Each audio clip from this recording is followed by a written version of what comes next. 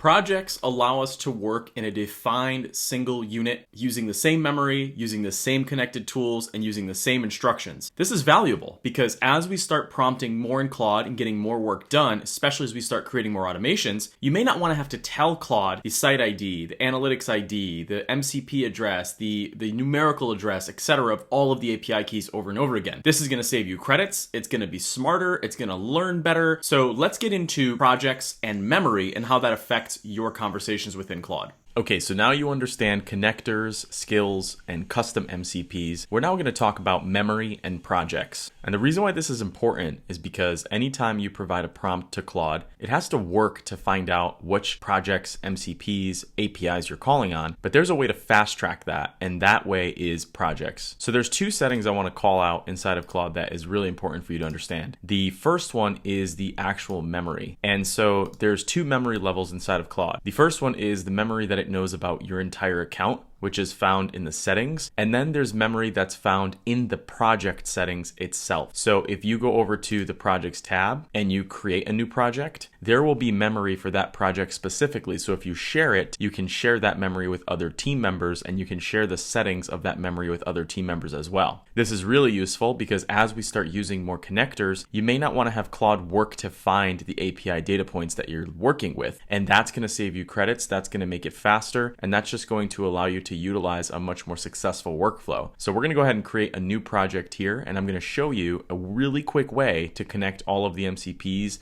all of the IDs of those MCPs and APIs really quickly so that you don't have to do it, or Claude doesn't have to do it every time it prompts it. Okay, so I'm going to go ahead and click on new projects, and then I'm going to go ahead and name the project and describe it. In this case, I'm going to create it for a real client of ours, and then I'm going to describe really quickly what I want this project to do. And then once I added a simple what we're trying to achieve, I'll turn on Developmark so everybody in the organization can use this project. And now what you'll see is a simple dashboard that will show me the project. First and foremost, I can share this project with different people. So if there's different people working on this project, I can do so. For example, I may want to share it with the account managers at Developmark and also our creative project manager. I can click share. And then on the three buttons here, you can edit the details of the project, like the title and then what you're trying to accomplish. But most importantly, what we're going to be working with is the memory, the instructions we give it, and then any files that we want to give it as well. So for Developmark, what this means is we would give it the creative brief. We might give it the logo. We might give it any documents that we want this chat project to reference. So you can see here's a creative brief. I'm going to go ahead and download this as a PDF document, and then I'm going to go back into Claude and I'm going to upload this file directly inside of here. So now that PDF is a living document within this project, and if I share it, the other team members have access to this information as well. Now for the instructions, I'm going to use different tools when I work in this project. I'm going to turn on research and thinking so that we can utilize that stuff. And then really what I'm going to do is I'm going to turn on any marketing API that I might be using for this project. And so I want to have it and give it some pretty complex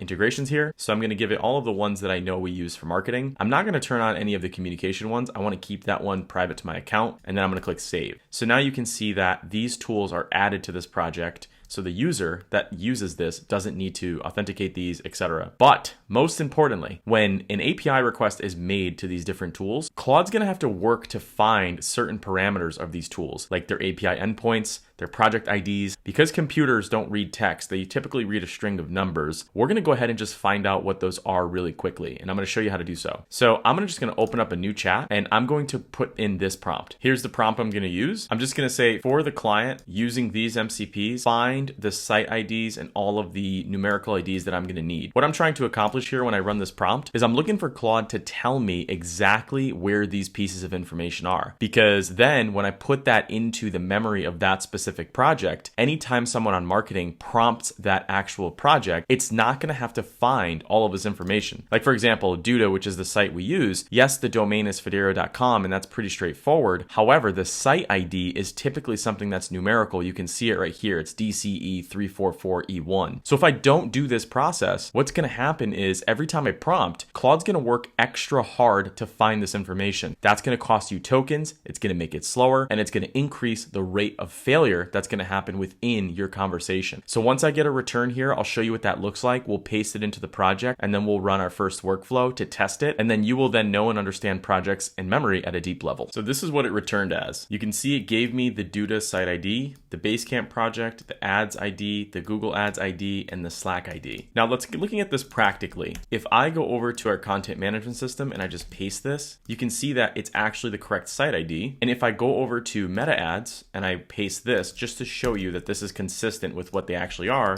you can see that that's right there as well. So we're gonna save a lot of time by just putting this information directly into our instructions. So hopping back over into Claude Project, inside of the instructions, I'm gonna add these in here, just so Claude clearly understands what these codes are, so that when I prompt using a workflow, it doesn't have to find this information. So I'm gonna enhance the prompt. Now when a user runs any sort of workflow within this actual project, Claude's MCP doesn't have to go find this information. So with that being said, I'm gonna run a simple prompt. For me to save time, I'll throw it into due to website stats, just so I don't have to actually write the prompt. I'm gonna click on this start button, and now what's gonna happen is Claude's gonna use that project, it's gonna use what it knows about this business, it's gonna keep it in the project, and it's gonna go ahead and read the instructions that I gave it with the specific codes, and it should do it pretty smooth. And there you have it. So there's the chat inside of the project. I can delete this chat, remove from the project if I want to. That'll erase it from its memory as well. And then when I click through to it, you can see it ran that workflow, and I got all the data here. And then of course I can continue conversating with it if I want. Utilize projects to create things for clients, give it instructions, give it the API endpoint so it doesn't have to work hard. And now let's do a quick recap of what you learned on today's video.